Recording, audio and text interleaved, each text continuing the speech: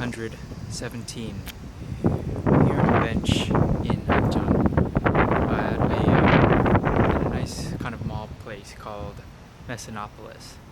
Although if you read it in English, it says something entirely different. I'm here.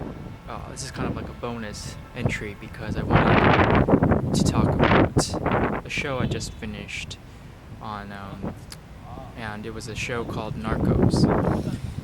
This is kind of a review, and since I don't care about spoilers, and it's a historical show, you can figure out everything that's happened because it's pretty much based on historical events that occurred throughout Colombia during the 70s, 80s, and early 90s. I'm sorry, but you're going to hear some noise because there are these cleaning ladies doing their lunchtime exercise. Also, briefly, here, this is a Japanese drink called Pocari Sweat, or Korean Pocari Sweat, and kind of like Gatorade.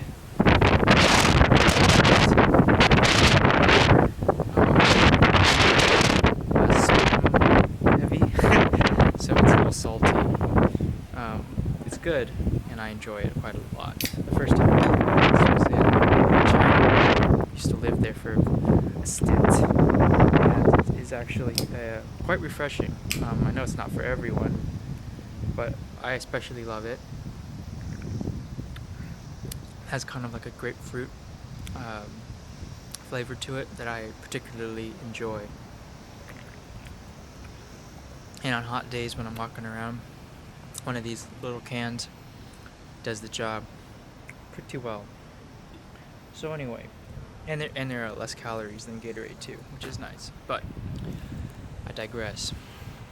Narcos is about Pablo Escobar and his kind of rise and fall in Colombia during the 80s particularly. And he was a young man that had dreams and ambitions and really like more money than God. I mean, the man was he had so much money that he had to bury it in the rainforests of Colombia because he had so much money that he couldn't spend it. We're talking about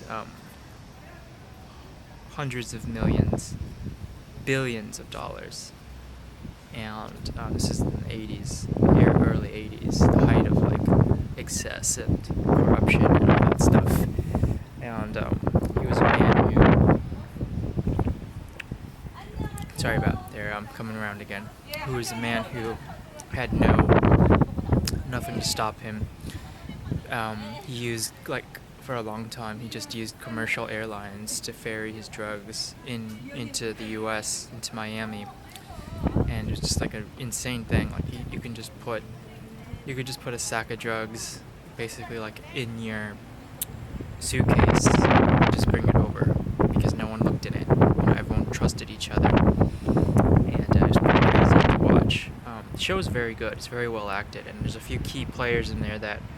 Or at least one that will become huge deal shortly in the future.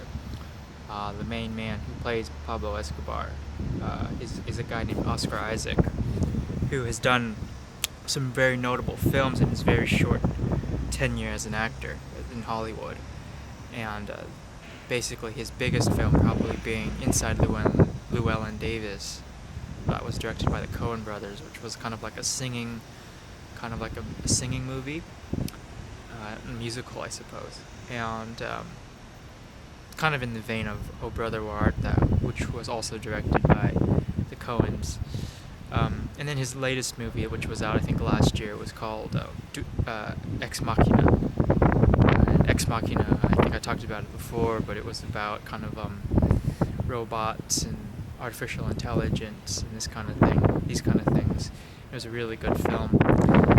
And his biggest project, probably coming up soon, is what's it called? Oh yeah, that's right, Star Wars. He's gonna be a main character in Star Wars, so his career is gonna move. But anyway, Narcos is very good, and if you get a chance, it's very much worth the effort to seek it out and to watch it.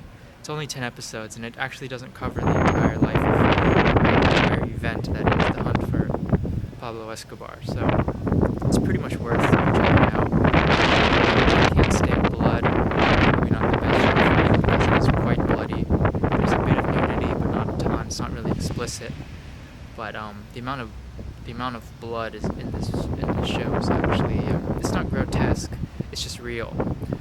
And if you've seen Mr. Robot, which is another show that just wrapped up when I recorded this, the last scene in that show, when it shows shows a man, one of the last scenes is a man being shown to commit suicide by shooting himself in the brain through the mouth, and that was probably a lot more graphic than anything they showed on Narcos. It's weird. In Mr. Robot, I'm just going to make a short tangent. It did show, so a man put a gun in his mouth and pulled the trigger, and his brain came out through the back of his head. And it's always it's a fascinating thing to see when you see what happens, like when your closed system, like your body, is punctured. And in Mr. Robot, it showed after he killed himself, blood started coming out of his eyes and nose and mouth. And you kind of forget about that. This system's all sealed up, biologically. And if you puncture it, your blood comes out through gravity. And there was a really famous, I think, sportscaster or newscaster or someone who committed suicide live on air. Maybe it was a coach. He was doing like a press conference, and he pulls out a huge revolver and shoots himself in the mouth. I think the mouth, maybe the side of the head. And when I watched that, it was the same thing happened. Blood just pours out of the body. And it's just something that I think biologically we kind of forget about, that we're basically like a bag of blood. And once you kind of poke a hole in a bag, we're under pressure, literally, like blood pressure. And, stuff's got to come out when there's a hole, when there's a vacuum. So I know that's kind of gross, and it's a big tangent from Narcos, but Narcos, there's a lot of blood, but it's not, like I said, it's not gratuitous, it's not art, it's not artful, it's just like if someone gets shot in the face, they get shot in the face, and that happens. It even pulls back on a lot of the violence. There's a man who gets beat to death, and instead of showing, the whole process of getting punched in the face to death, it kind of cuts away. So that's nice for people who can't really stomach violence. But other than that, the acting's really good, and the story has a lot of intrigue. The plot is very, very strong. It kind of centers around one DEA agent who he narrates the whole story, which is a little interesting if you're into that. And it's just an interesting thing. And you get to hear the show. It doesn't hold back at all in terms of language. So the whole thing is most like 80% of the series is shot in Spanish. So there are subtitles, obviously, but it's a pretty interesting thing to hear that much Spanish. It's been a long time for me personally. But anyway, I'll stop meandering. I highly recommend it. Go seek it out if you can. Narcos. I'll probably still make an entry tomorrow as well, so there's that. Anyway, thanks for watching, and I'll talk with you in a bit. Bye.